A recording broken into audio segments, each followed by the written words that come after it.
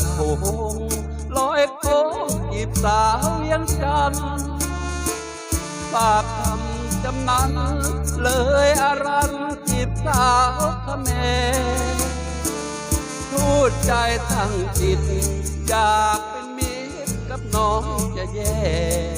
หนุ่มไทยอยากนอนร่วมแพกับชมแม่เจ้าสาวสองเมืองอยากเป็นผู้ครองนวลน้องเขมรและลาวเชื่อมความแตกร้าวดีดังคราวเมื่อครั้งผู้เฟื่อง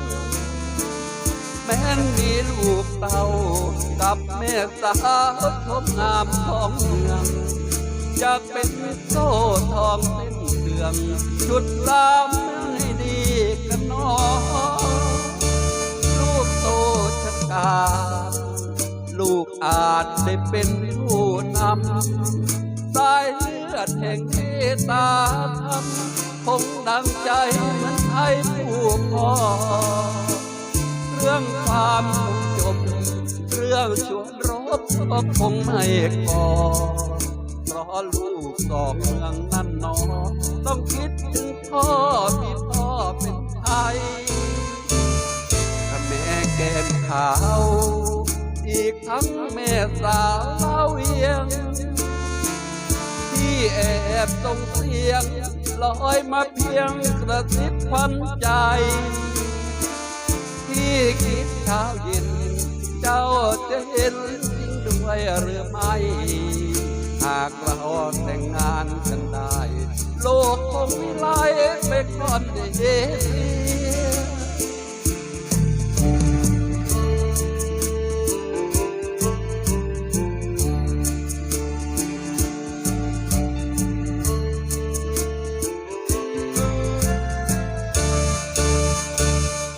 ลูกโต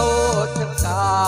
ดลูกอาจได้เป็นผู้นำสายเลือดแห่งเมตตาธรรมคงดังใจเหมือนไทยผู้พ่อเรื่องผ่านคงจบเรื่องชวนรบก็คงไม่ก่อเพราะลูกสองเมืองนั่นนอต้องคิดถึงพ่อมีพ่อเป็นไทย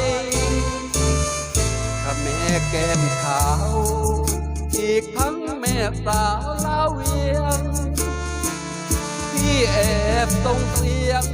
ลอยมาเพียงกระซิบควันใจที่คิดเช้าเย็นเจ้าจะเห็นจริงด้วยหรือไม่หากเราแต่งงานกันได้โลกคงวิไลเป็นก่อนเอเชีย